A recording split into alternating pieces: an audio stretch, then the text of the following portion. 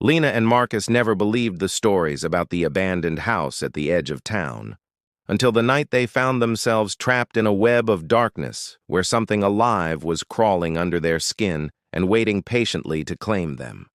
It started with a tickle. Just a faint brush across my cheek while I lay half asleep, half dreaming in the warmth of my blankets.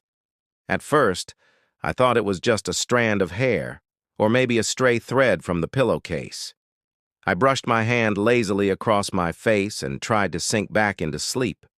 But then I felt it again. Light, deliberate, and moving slowly across my jawline.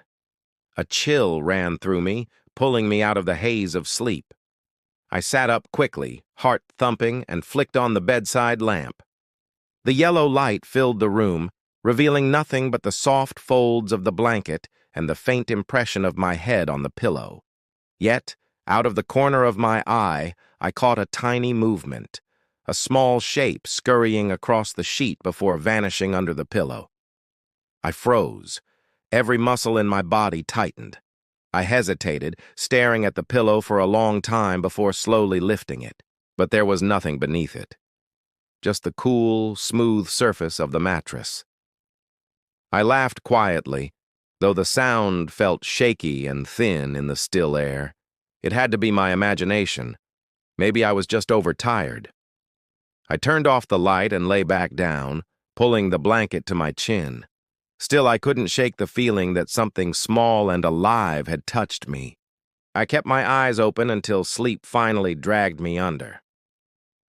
Morning sunlight spilled through the window. I stretched, trying to convince myself the night had been nothing but a dream. But as I turned toward the window, I noticed something that hadn't been there before. A web. Thin, intricate, and perfectly spun in the corner of the glass. It glimmered faintly in the light. I hadn't opened that window in months, and I certainly didn't remember seeing it yesterday. A faint unease stirred inside me, but I brushed it away and wiped the web off with a tissue. That night, as I lay in bed again, I heard it for the first time. A faint scratching noise. It came from behind the wall right where my head rested. I held my breath, listening. It wasn't random. It moved, slow and steady, like something crawling. My heart pounded as I pressed my ear to the wall. The sound stopped instantly. The silence that followed was worse than the noise itself. I forced myself to sleep, though every small sound made my heart jump. When I finally woke, my arm itched terribly. I rubbed it, but the itching only worsened. I looked down and saw a small red bump on my wrist. I thought it was a mosquito bite until I leaned closer. There were 2 tiny punctures, side by side. I didn't think much of it until night fell again. The scratching started earlier this time, louder, as if it had moved closer. I turned toward the sound and froze. The noise wasn't in the wall anymore. It was under the bed. I stayed completely still, my pulse hammering in my ears.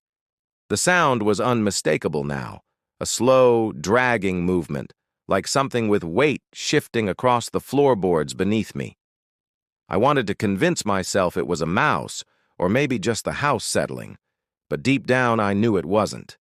The air felt thick, heavy with a kind of quiet dread that made my skin crawl.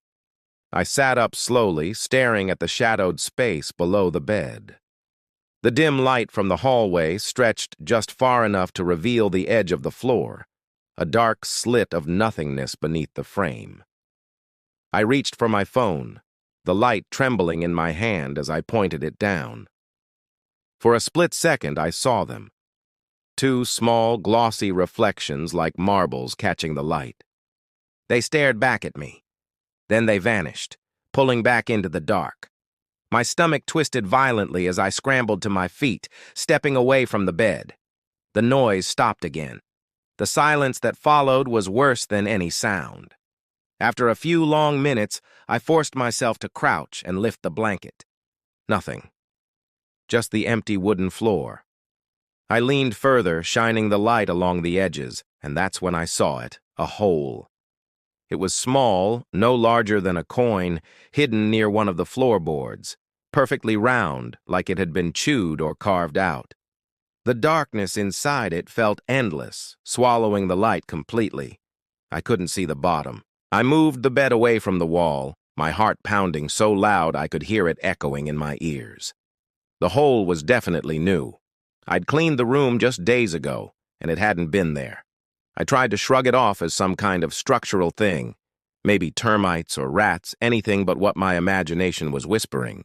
I stuffed a small tissue into the hole and pushed the bed back, pretending that solved it. That night I didn't sleep. Every time my eyes closed, I thought I felt something brushing against my skin. Once I was sure something moved across my ankle. I kicked off the blanket and sat up, breathing hard. The room was empty, quiet except for the faint hum of the fridge in the next room, but my skin still tingled. The next morning, there were more bites, tiny red marks on my arm, my shoulder, even near my jawline. They burned faintly. I started to feel paranoid. I tore the sheets off, checked every corner, even inside the pillowcase. Nothing. That night, I decided to keep the light on, thinking it would make me feel safer. But around 3 in the morning, a soft sound woke me. Not scratching this time, but something else. A faint stretching, like silk being pulled tight. I turned toward the ceiling and my heart froze. Above me, glimmering in the lamplight, was a fresh web, large, intricate, and hanging directly above my bed. And right in the center of it, something was moving. It hung there in silence, a shape so still I almost believed it was lifeless. My eyes adjusted slowly, tracing its outline. The legs were impossibly long, jointed sharply, black with faint streaks of red glinting in the lamplight. The body was thick, almost swollen, glistening like wet tar. I couldn't look away. It wasn't like the tiny house spiders I'd seen before. This one looked heavier, deliberate, intelligent in a way that made my stomach twist. I stood motionless, breathing shallowly, afraid to make a sound in case it somehow noticed me. Then it moved. Just a twitch at first, one leg shifting, then another. The motion was so slow it almost seemed intentional. The air felt colder suddenly, pressing against my skin. I blinked once, and in that heartbeat it was gone. The web still hung there, vibrating slightly, but the spider had vanished. My body refused to move for several seconds, my mind trying to process what I'd just seen or what I thought I'd seen. When I finally reached up with a trembling hand to touch the web, the silk clung to my fingers, sticky and strong. It wasn't a dream. I tore the web down in panic, ripping it apart strand by strand, my hands shaking uncontrollably.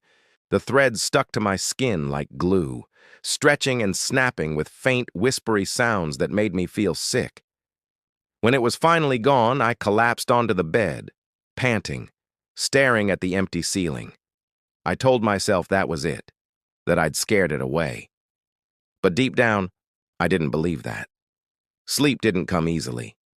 Every creak of the house sounded like a step. Every gust of wind brushing the window felt like a breath.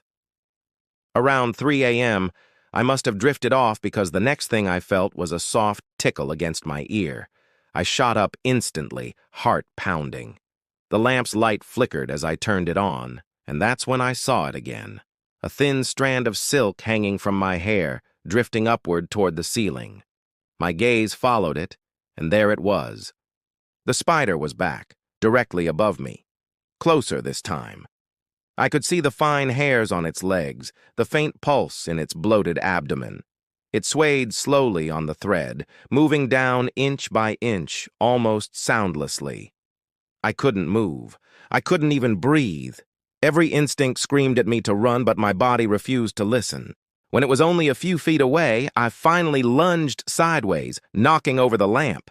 The bulb shattered, plunging the room into darkness. I scrambled for the light switch, flicking it frantically. When the room filled with light again, the ceiling was bare. The web was gone. So was the spider. I searched for hours, tearing through every corner of the room until exhaustion forced me to stop. As I sat on the floor, trembling, my eyes drifted toward the wall near the couch. There, just above the baseboard, was another hole. Larger this time, and something deep inside it glistened wetly in the dark. The days that followed felt like a slow descent into madness. I tried to go about my normal routine, pretending the holes, the webs, the bites, none of it was real. But every time I looked around my home, I saw new signs of it. Fine strands of silk across door frames, faint clicking sounds behind walls, a shadow moving just fast enough to make me question if I'd imagined it. I barely slept anymore. My eyes felt heavy, my body ached, and my skin itched constantly. I'd wake up to fresh marks, small, perfect punctures that trailed along my arms and neck like a pattern. I stopped turning off the lights. The house never went dark now. Every lamp, every bulb stayed on, as if that fragile glow could protect me. But even with the light, I could feel it. That presence, always just out of sight, always watching. I'd sit on the couch and hear it crawling inside the walls, the faint scraping of legs that made the drywall vibrate slightly. It was building something. I could feel it in my bones. One morning, I found a new web in the hallway, larger than any before. It stretched from floor to ceiling, thick and layered, glistening like silver threads in the light. I hesitated before touching it. The silk wasn't soft like normal spider webs. It was strong, almost leathery and cold. Something about it felt wrong, unnatural. I followed it slowly with my eyes and saw small shapes caught within the strands. I leaned closer, expecting flies or dust. But what I saw made my stomach twist. Tiny, pale forms, too large to be insects, were wrapped tightly in silk. They looked like miniature figures, the size of fingers or maybe toes. My hand trembled as I reached forward, brushing the edge of one. The silk peeled back just enough to reveal a nail. Human. I stumbled backward, nearly falling as my body broke into a cold sweat. The web trembled faintly, as if something had felt my touch. I turned and ran to the door, pulling at the handle. It wouldn't budge. I yanked harder, my breath quickening, but it felt sealed shut. Panic set in.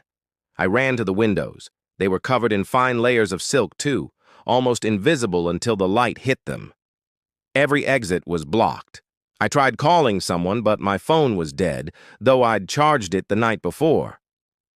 The house was silent except for one sound, the slow, methodical stretching of webbing somewhere above me. I looked up and saw movement on the ceiling. Long, spindly legs shifting in the shadows, weaving something larger, something new. My entire body began to itch, burning beneath the skin. I clawed at my arms, desperate to stop it, but when I looked down, I saw faint ripples beneath the surface of my flesh. Something was moving under my skin. I could feel it, small, restless things crawling just beneath the surface, searching for a way out. I don't know how long I've been trapped in the bathroom. The door is locked, bolted from the inside, but it feels like nothing can keep it out. The mirror is cracked in a spiderweb pattern, reflecting a fragmented version of myself. My skin itches constantly, a sensation that feels alive, pulsing, crawling with movement I can't stop. Every time I move, I feel hundreds of tiny shifts under my flesh. I can see faint bulges traveling along my arms, my neck, even across my chest. Earlier, I tried to cut one open, just a small one near my shoulder. The moment the blade pierced my skin, clear fluid seeped out, followed by a pale, twitching form. A tiny spider, wriggling in a way that made me vomit. I slammed the bathroom door behind me, stumbling to the sink and clawing at my own arms, trying to remove them. But there was no escape. Each bite, each puncture had been an entrance. They had been laying inside me all along. The crawling sensation is constant now, a relentless pressure under my skin. I can feel them pushing, moving towards something. My fingers are numb, stiff with tension, and when I try to bend them, it feels like something is resisting, gripping from inside. My reflection doesn't even look human anymore. My eyes are wide and glassy, my skin taut and pale, stretched tight across bulging shapes beneath. I touch my face and feel the tiny rhythmic pulse of something alive beneath the surface. I've stopped trying to sleep. Darkness is dangerous. Even with the light on, I can hear them moving. Hundreds of tiny legs scraping beneath the surface of the walls, across the ceiling, threading silk into patterns I can't see entirely. The air smells faintly of damp earth and something metallic, like blood. I try to breathe slowly, but the pressure in my chest makes it hard. I can feel the shapes growing, stretching, crawling toward every exit, toward every crack in the room. I can hear the bathroom wall itself beginning to shift, as if it's alive. The threads of silk cling to the cracked mirror, glistening, pulsing with a life of their own.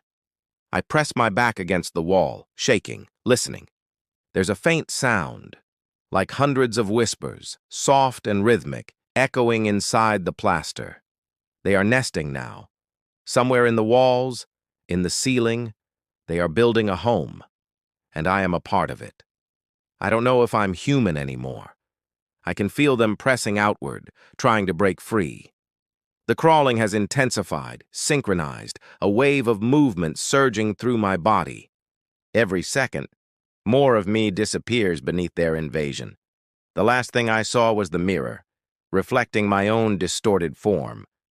But then I noticed something impossible.